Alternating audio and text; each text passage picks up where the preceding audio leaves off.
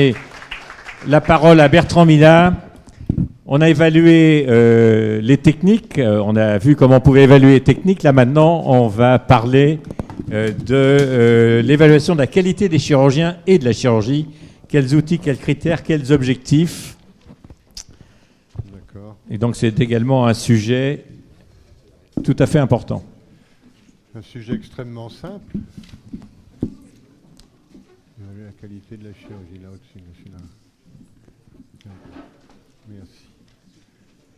Ouais, Monsieur le Président, Mesdames et chers collègues, c'est effectivement un sujet extrêmement simple à traiter en 15 minutes et que je vais finalement survoler en 45 diapositives et sans aucun problème. Et donc, évaluer la qualité des chirurgiens et évaluer la qualité de la chirurgie, c'est reconnaissons-le, quand même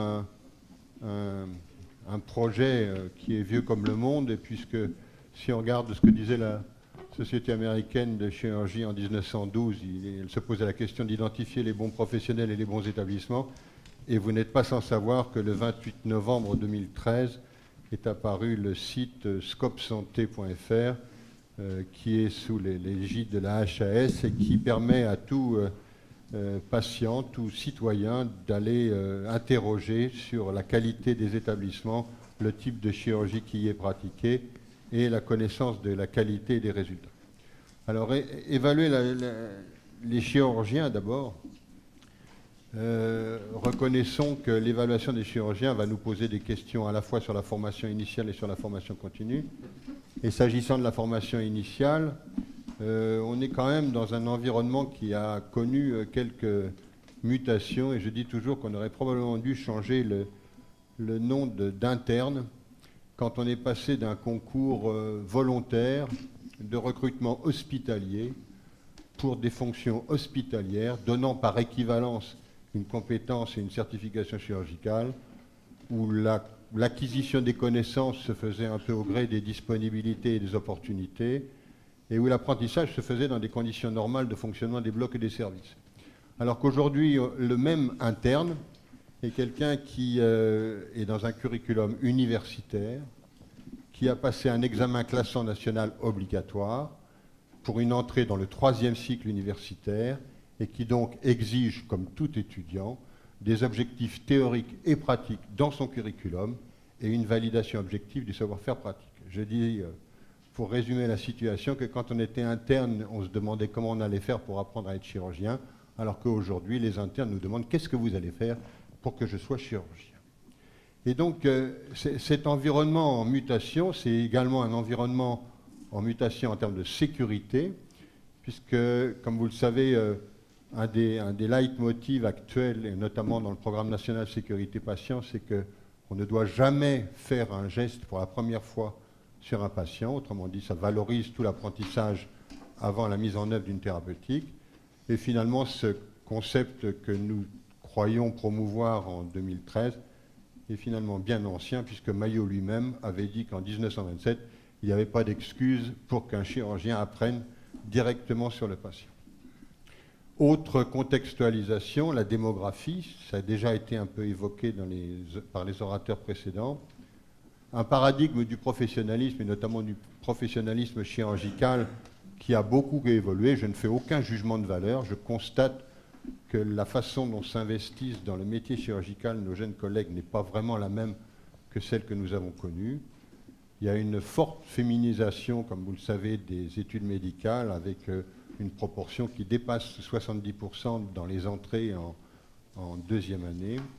Et enfin, également une préoccupation, notamment quand il s'agit de répondre à des questions sur la formation, qui est posée par les voies d'accès à la qualification chirurgicale, puisque, comme vous le savez peut-être, quand on regarde les statistiques ordinales sur la qualification des chirurgiens, c'est pour constater que finalement, un peu plus de la moitié des chirurgiens qui sont qualifiés par l'ordre le sont au terme du diplôme qualifiant, autrement dit après un passage dans les universités françaises, alors qu'il existe une proportion importante de collègues chirurgiens qui accèdent à cette qualification, soit par le diplôme européen, soit par un certain nombre de commissions ordinales, PAE, régime général européen, etc. Donc, au moins prendre conscience que nous ne maîtrisons pas totalement le circuit de formation des chirurgiens qui, toutes spécialités chirurgicales confondues, exerceront sur le territoire français.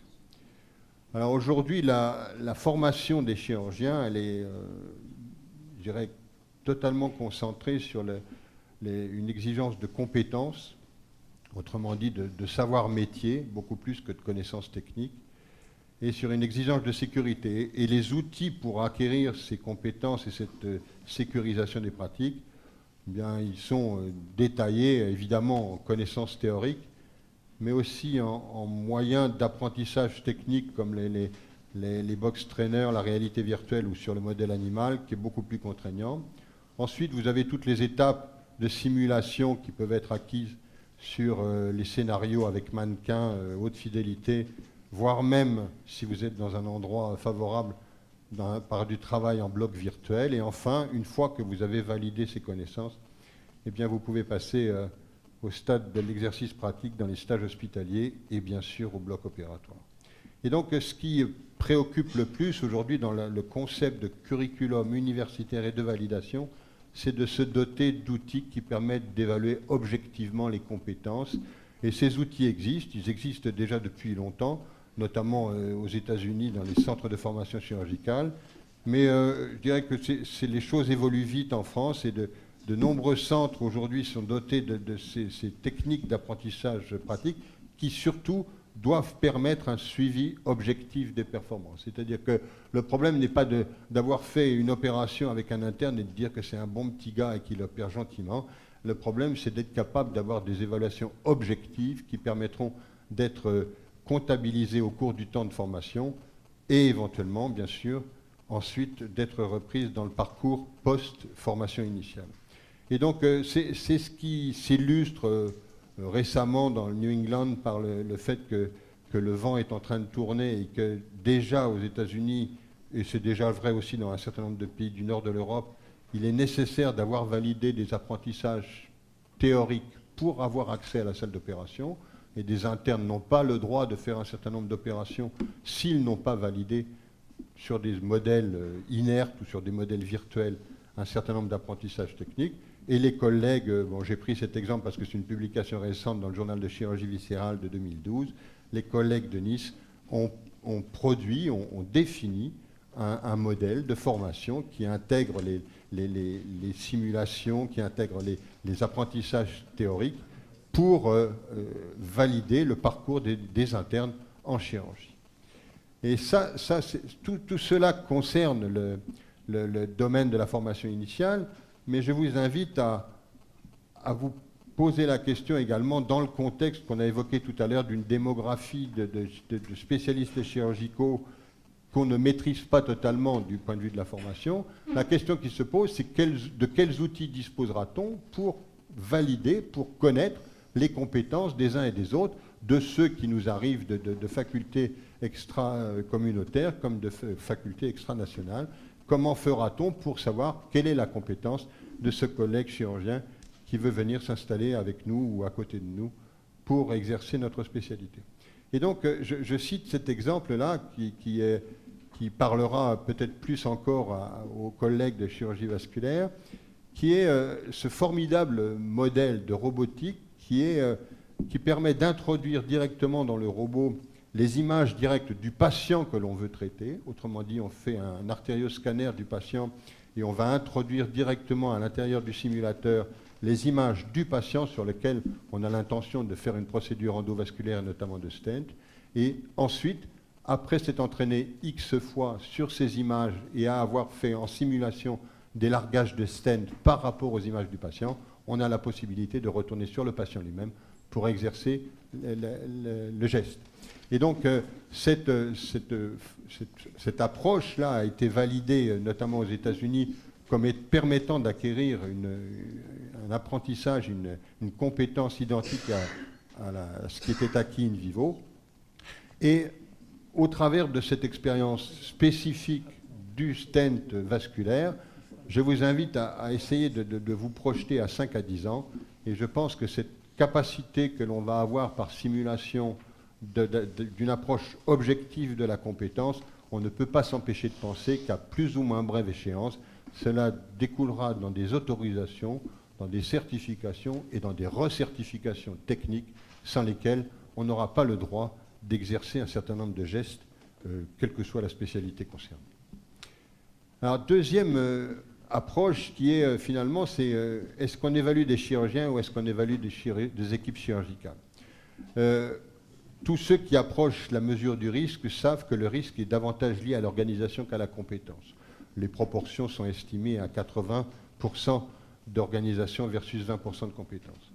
Et c'est d'autant plus vrai, cette organisation, on en a parlé tout à l'heure sur l'ambulatoire, mais c'est vrai de toute la pratique des soins aujourd'hui, et notamment chirurgicaux, c'est qu'on est confronté aujourd'hui, pour l'exercice chirurgical, à un nombre qui ne cesse de croître d'interfaces au gré des spécialisations et des hyperspécialisations, et dans un contexte où la performance et l'efficience nous invitent de plus en plus à faire des actes dans un temps contraint. Ce qui veut dire que finalement le télescopage et dans le temps et dans les spécialités fait que les interfaces se multiplient, et comme vous savez, chaque interface, c'est un risque qui est caché. Et donc, par rapport à cette notion de faut-il évaluer des chirurgiens ou faut-il évaluer des équipes chirurgicales, je vous invite à passer quelques dizaines de secondes sur cette diapositive qui a été une production remarquable de 2009 dans le New England, où les Américains ont analysé la mortalité de près de 85 000 patients dans 5 hôpitaux différents, et ils avaient constaté que la mortalité variait du 5 au double sur ces 5 hôpitaux. Première question, enfin première hypothèse, ils n'ont pas les mêmes malades. Objection, votre honneur, en termes d'analyse de case mix, c'était strictement la même chose. Eh bien, il y a des hôpitaux qui ont plus de complications que les autres. Absolument pas, même pourcentage, aucune différence significative sur les taux de complications. C'est donc qu'il y en a qui ont des complications plus graves. Absolument pas. Pourcentage de complications sévères, même résultat constaté dans les 5 hôpitaux qui pourtant avaient des mortalités qui variaient du simple au double. Eh bien, en fait, l'illustration de ce résultat, c'est que la variabilité de la mortalité, elle était sur la mortalité après survenue d'une complication majeure. Et que finalement, les hôpitaux qui avaient la plus faible mortalité étaient ceux dont l'équipe était la plus réactive, détectait le plus tôt la complication, était capable de mettre en place une atténuation, une résilience de manière la plus efficace. Et donc, ce qui démontre bien que ce n'est pas la qualité du chirurgien dans le cas particulier qui est la déterminante du chiffre de mortalité, mais c'est la qualité de la continuité des soins, en d'autres termes, de l'équipe. Et donc, ce qui pose la question en termes de formation, peut-être de définition de l'équipe, je vous éviterai les discussions sur ce sujet, mais très probablement en termes de formation, on doit privilégier vis-à-vis de tous ceux qui nous côtoient, et en particulier des plus jeunes, qu'ils doivent prendre la dimension, non pas de leur ego et de leur formation individuelle, mais prendre la dimension collective du travail en équipe. Alors, deuxième aspect, évaluer la qualité de la chirurgie. Alors là, je change de casquette et je prends la casquette, j'ose à peine le dire devant vous, de responsable du conseil scientifique de la Caisse nationale d'assurance maladie que j'ai depuis 3 ans et qui m'a été renouvelée pour les 3 ans à venir. Et donc, cette fonction me permet quand même d'accéder à un certain nombre d'informations et notamment à ce fameux SNIRAM qui fait l'objet de nombreux articles dans les journaux, comme si c'était un trésor caché d'informations que la Caisse ne veut pas partager. C'est vrai qu'elle a quelques réticences à le partager, mais enfin, tous les organismes de recherche français qui souhaitent avoir accès à ces informations peuvent y avoir accès. Et donc, finalement, tout ce travail, toute cette base d'informations est disponible et notamment est utilisé aujourd'hui, parce que, comme vous le savez, ce terme est tellement utilisé qu'il va finir par être éculé. C'est cette recherche de la pertinence qui va de la FHF à la CNAM, en passant par la HAS, la DGOS et d'autres acronymes. Et donc, pertinence que tout le monde recherche, sans peut-être pas toujours savoir ce dont il s'agit. Et donc, juste pour terminer et pour essayer de vous divertir un peu dans la fin de cet après-midi, je vais vous donner quand même un exemple d'un certain nombre de chiffres que l'on a toute liberté de manipuler quand on travaille sur ces données, et notamment au travers d'un certain nombre d'exemples. Alors par exemple, ici, la chirurgie bariatrique, bon, c'est un secret pour personne, déjà pour constater que vous avez une augmentation qui est assez régulière et significative au cours des années dans cette chirurgie bariatrique, mais aussi pour vous montrer qu'au travers des bases de données de la CNAM, eh bien, on a la possibilité d'identifier et de descendre sur chacun des centres pour savoir quel type d'intervention y est pratiquée et constater, par exemple, que la dispersion entre la sleeve gastrectomie, l'anneau de gastroplastie ou le bypass n'est pas strictement homogène par centre et qu'il semble bien avoir des épidémies d'anneaux lyonnaises, des épidémies de mésone ou de sleeve gastrectomie montpelliéraine et quelques épidémies de bypass,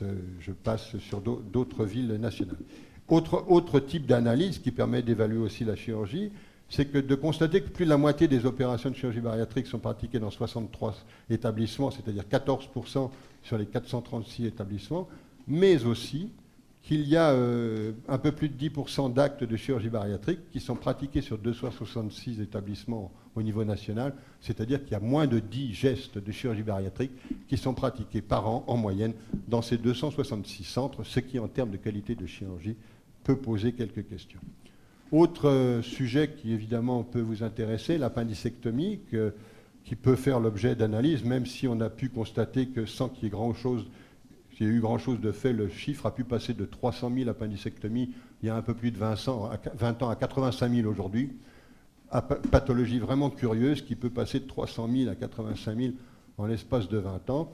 Aujourd'hui, on en est encore à 85 000, mais pour autant, eh bien, vous avez encore, si vous avez moins de 20 ans, ce qui n'est plus tout à fait le cas parmi ici les personnes présentes, eh bien, si vous avez moins de 20 ans, vous avez quand même une probabilité de vous retrouver appendicectomisé qui est 2 fois plus élevée dans la Charente ou dans la Creuse qu'en région parisienne. Je ne pense pas que l'appendicite aiguë dans la Creuse ou dans la Charente ait une épidémiologie ou une gravité particulière. Et alors, ça nous conduit à pouvoir analyser les pratiques d'appendicectomie avec, je dirais, une approche qui n'est pas strictement celle de l'histologie de l'appendice qui a été retiré, mais de regarder, par exemple, la part des moins de 20 ans dans la population opérée, la proportion de femmes, une proportion plus élevée d'appendicectomie sans complications, puisqu'il apparaît que plus il y a d'appendicectomie faite dans un centre, moins il s'agit d'appendicectomie compliquée. On peut regarder également la part de l'appendicectomie par rapport à l'activité du chirurgien. Et on a identifié comme ça un certain nombre de centres où l'appendicectomie représente 30, voire même plus de 50% de l'activité du chirurgien dans un centre donné. Donc tout ceci permet d'avoir une certaine approche des pratiques et des centres et des chirurgiens, avec notamment, par exemple, le fait que dans certains centres, toutes les appendicectomies sont pratiquées le lundi. On peut descendre assez finement sur les pratiques chirurgicales. Vous avez également, il y a des urologues, bien sûr, alors je ne peux pas m'empêcher de parler du PSA. PSA qui, comme vous le savez, bien que ne faisant pas l'objet d'une recommandation de dépistage, est le dépistage de facto le plus fréquemment réalisé en population française, puisqu'il y a 86% de la population cible qui se retrouve avec un dosage du PSA. Le problème, c'est qu'il y a 50% des gens à qui on fait un dosage du PSA qui sont totalement en dehors des bornes, moins de 50, plus de 75, qui ont été préconisés. Et finalement, bon, ce n'est pas encore le coût du PSA qui nous intéresse, même si vous voyez que les courbes sont absolument étonnantes. Il y a 3 ans successifs, là. Vous voyez que c'est comme les impôts, ça tombe régulièrement, et il y a une superposition complète des dosages de PSA sur 3 ans successifs. Et ça permet également, au niveau de la caisse, puisque au niveau de la caisse, on a accès à tous les soins pratiqués et remboursés. Autrement dit, on sait exactement ce qui a été fait pour chaque patient, et on peut, par exemple, regarder que pour les patients de 70 ans ou plus, chez qui on a été pratiqué, par exemple, une prostatectomie radicale suite à la découverte d'un cancer de prostate par dosage du PSA, eh bien on s'aperçoit que dans ces populations, il peut y avoir pratiquement un malade sur 3 qui va être ensuite pris en charge et avec des remboursements pour des problèmes d'impuissance et surtout d'incontinence urinaire. Thyroïdectomie, c'est pareil, je peux vous donner la cartographie complète des pratiques des thyroïdectomies, pathologie bénigne, pathologie maligne, et avec un intérêt, ce n'est pas tellement la fréquence qui m'intéresse, mais ce qui nous a intéressé beaucoup surtout, là, c'est tout ce qui concerne le suivi. Ça ne marche pas cette affaire, c'est pas grave, si. C'est le suivi, c'est-à-dire qu'en fait, on a la possibilité, par l'identification d'un certain nombre d'actes et de traitements, de mesurer et d'évaluer les morbidités, parathyroïdectomie, lésions récurrentielles, qui sont, je le regrette de vous le dire, de l'ordre de 7% après chirurgie pour nodules isolés thyroïdiens en France actuellement. Césarienne, peut-être ça vous intéresse. Le taux de césarienne a doublé en 20 ans. En soi, peut-être ça ne vous intéresse pas beaucoup, mais ce qui est plus rigolo à mesurer, c'est que alors que le taux de césarienne est exactement aligné sur le niveau de sévérité des grossesses dans les pratiques publiques ou parapubliques, il apparaît que dans la pratique privée, il est exactement inverse du niveau de sévérité des grossesses, avec une propension d'autant plus élevée à avoir une césarienne pour un accouchement que la grossesse était de niveau 1. Cholécystectomie, par exemple, je peux vous donner les cartographies de toutes les cholécystectomies pratiquées en France pour pathologie simple ou par pathologie aiguë. Mais le problème, c'est que ça a augmenté de 10% au cours des 3 dernières années et que parallèlement, comme je suis gestionnaire également d'un organisme de risque, j'ai malheureusement le fait de constater qu'il y a encore de nombreuses plaies biliaires graves dans la pratique des cholécystectomies en France, ce qui fait qu'avec la Haute Autorité de Santé, on a été capable de produire des documents qui à la fois rappellent un certain nombre de points sur la pertinence d'une indication de cholécystectomie et aussi donnent des outils aux chirurgiens pour qu'ils fassent une auto-évaluation de leur pratique. En pratique, donc, évaluer les chirurgiens, évaluer la chirurgie, la question qui se pose, c'est évaluer pourquoi. Et donc, évaluer pourquoi, finalement, aujourd'hui, le contexte, c'est d'une part une évaluation des pratiques professionnelles qui est inscrite dans la démarche qualité des professionnels au travers du développement professionnel continu. C'est une exigence de qualité des soins, notamment par rapport à l'information du public, puisque le public réclame, et on l'a vu tout à l'heure avec le nouveau site, une information précise ou la plus précise possible sur la pratique d'un centre et la qualité de la chirurgie ou des soins qu'il est en mesure d'attendre dans un centre. Et enfin, c'est aussi un objectif de régulation, puisque je pense qu'il faut aujourd'hui changer d'état d'esprit et de dire qu'on forme des chirurgiens qui auront le droit de faire tous les actes et toute la chirurgie qu'ils ont envie de faire du jour où ils seront installés, et se poser la question de savoir finalement que fait un professionnel donné dans un environnement donné.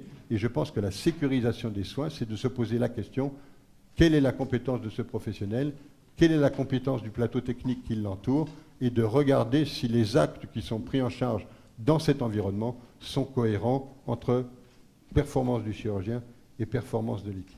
Et donc, ce raisonnement-là, il n'est pas nouveau, puisque, comme vous le savez, il a été mis en application par la prise en charge de la cancérologie qui a produit des critères d'agrément et pour les pratiques, et pour les établissements, et pour les chirurgiens.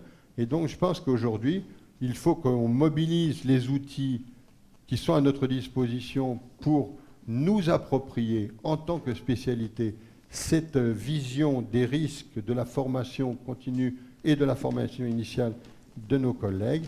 Et à mon sens, il y a 2 options, 2 outils disponibles.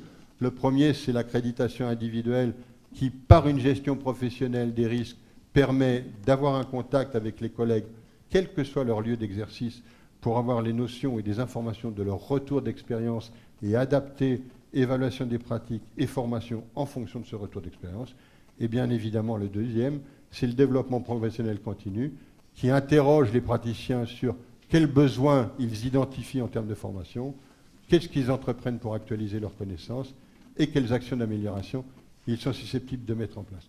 Le point commun entre accréditation individuelle et développement professionnel continu étant qu'il ne faut pas laisser à d'autres le soin de s'occuper de l'évolution des spécialités et qu'il faut impérativement que les conseils nationaux professionnels des spécialités s'approprient la gestion des risques, l'évaluation des pratiques et la formation. Je vous remercie.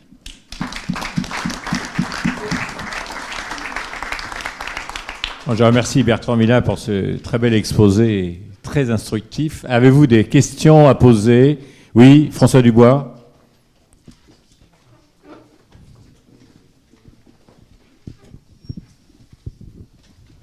Ma question s'adresse à Bertrand Millat, mais également à Roland Parc.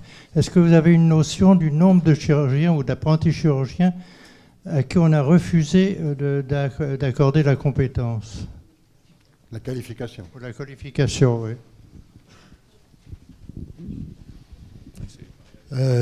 Sur le plan universitaire, non, parce que là, ça ne dépend pas du Conseil de l'Ordre. Sur les internes, les chefs de clinique, dans leur DESC type 2, ils sont validés par les coordonnateurs de DESC, et donc ça nous échappe complètement. Je pense que c'est l'exception pour ces gens-là.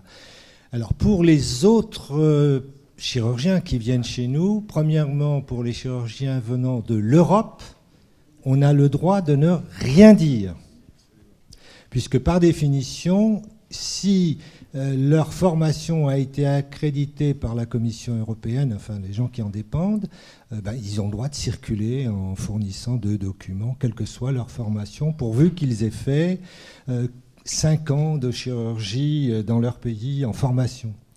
Alors pour les gens extra-communautaires, oui, là il y a un problème majeur. Et le Conseil de l'Ordre...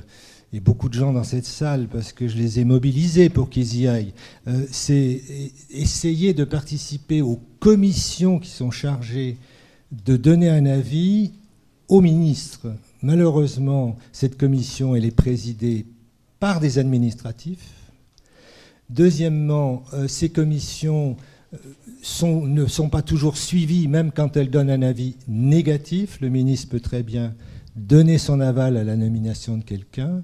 Et actuellement, globalement, 80% des gens qui demandent à être qualifiés le sont, peut-être pas la première année, mais au bout de 2 ou 3 années. Et les chiffres qu'a donné Bertrand sont tout à fait parlants. Si vous prenez l'année universitaire 2011-2012, il y a eu 64 nouveaux chefs de clinique assistants en France en chirurgie viscérale. Il y a eu 50 chirurgiens venant d'Europe et il y a eu 66 chirurgiens extra-européens qui ont passé l'examen pour être, avec succès, pour être qualifiés dans les très prochaines années. Donc vous voyez que la formation française en chirurgie viscérale représente 1/3 des gens qui maintenant exercent la chirurgie. Et dans les hôpitaux généraux, vous êtes à 30% de chirurgiens qui n'ont pas été formés par l'université française.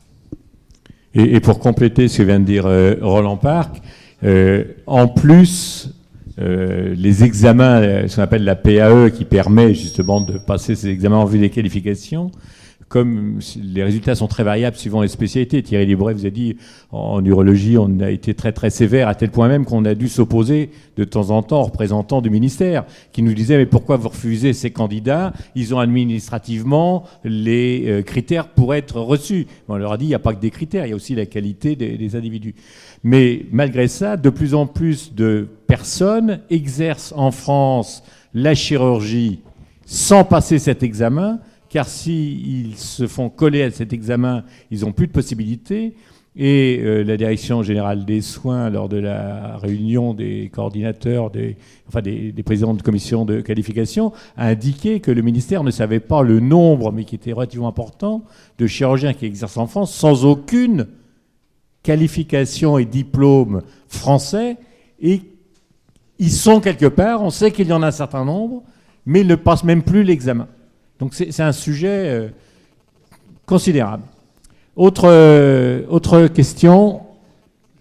Je voulais, pour la deuxième partie de l'exposé de Bertrand Millat sur notamment toutes les bases de données qui sont excessivement intéressantes, je crois que là, et l'Académie nationale de chirurgie et l'ensemble des sociétés savantes doivent absolument prendre ça en compte et les étudier, parce que d'abord c'est une source de connaissances extraordinaires. Et en plus de ça, et on l'a très bien vu lors de la présentation il y a 15 jours ou 3 semaines sur la chirurgie de la thyroïde, lors de la session qui était modérée par Fabrice Ménégo, c'est qu'après les chiffres qui sont donnés, et on sait, et Bertrand Millat sait encore mieux que nous, que les chaînages qui existent au niveau de la CNAM sont de bonne qualité, mais ne permettent pas d'avoir tous les éléments d'interprétation. Et ces chiffres-là, donnés de façon brute, peuvent ensuite être interprétés de façon totalement erronée ou parfois totalement juste. Et je pense que c'est important que les professionnels se les approprient pour justement essayer de comprendre pourquoi on a tel ou tel résultat et de voir si c'est par dysfonctionnement et mauvaise qualité ou si c'est parce qu'il y a un élément de compréhension qui a manqué. Et je crois que là, on a un travail tous à faire très très important.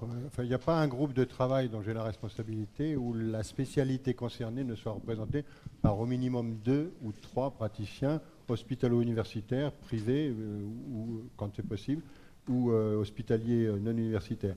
Juste un commentaire. Je reviens sur ce qui a été évoqué tout à l'heure par rapport à l'évaluation des actes. Une des qualités remarquables de la base qui est manipulée, c'est qu'il n'y a pas de perdu de vue. Parce qu'on les a tous. Enfin, s'ils sont plus, c'est qu'ils sont morts. Donc, donc ça, c'est quand même une qualité remarquable. Le défaut, c'est que c'est une base qui n'identifie que les soins remboursés. C'est-à-dire que je n'ai aucun résultat. Je sais combien de fois on vous a dosé l'hémoglobine glyquée, mais j'ignore totalement quel était le résultat du dosage en question. Autrement dit, il faut que nos algorithmes d'analyse de cette base fassent des hypothèses sur la fréquence avec laquelle on voit apparaître tel acte technique, tel médicament consommé, enfin pas consommé, on imagine qu'il est consommé, mais enfin qui est remboursé par la base, etc. Donc il y a réellement. Et alors, par rapport aux actes, tout à l'heure tu as évoqué l'évaluation des actes, le vrai problème, c'est qu'actuellement, pour ne rentrer dans le codage CCAM, il faut que l'acte il ait fait l'objet d'une évaluation, ce qui renvoie au dossier HAS, et avec toutes les difficultés qu'on a évoquées tout à l'heure. Ce qui veut dire qu'on a vu passer depuis X années N prostatectomies radicales faites en robot, qui sont absolument impossibles de distinguer de celles qui n'ont pas été faites avec robot. Alors qu'il aurait suffi très tôt dans la pratique, de dire je mets un drapeau à partir du moment où une prostatectomie a été faite avec un robot, totalement indépendamment d'un codage, etc. Mais juste de mettre un drapeau sur ces patients-là.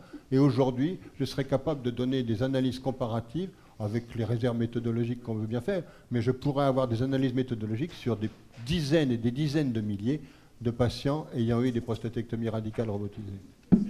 Oui, Alain Bernard. Tout à fait. C'est exactement le genre d'études qui pourrait être menées, effectivement, si on pouvait repérer les prostates. Mais avec le PMSI, on a les comorbidités, on pourrait faire, grâce au CASMIX, des scores de propension relativement de corrects. Alors c'est vrai qu'avec toute la prudence qu'il faut avoir, mais on aurait des données exhaustives par centre, par tous les patients qui ont cette technique, et ça, on aurait une information considérable. La réserve, c'est que sur les comorbidités, il n'y a pas celles qui sont importantes médicalement, il n'y a que celles qui rapportent. Ouais, mais quand même déjà, il y a quand même. Ouais, mais celles qui rapportent, c'est quand même souvent celles qui sont qui génèrent le plus de soins. Mais c'est vrai. Mais le problème, c'est, on est bien d'accord, c'est qu'actuellement, comme il n'y a pas l'acte, et c'est vrai, c'est dommage parce que je pense qu'il y a quelques années, s'il y avait c'est peut-être pas uniquement la faute des autorités, il y a peut-être quand même la part de responsabilité des professionnels de santé.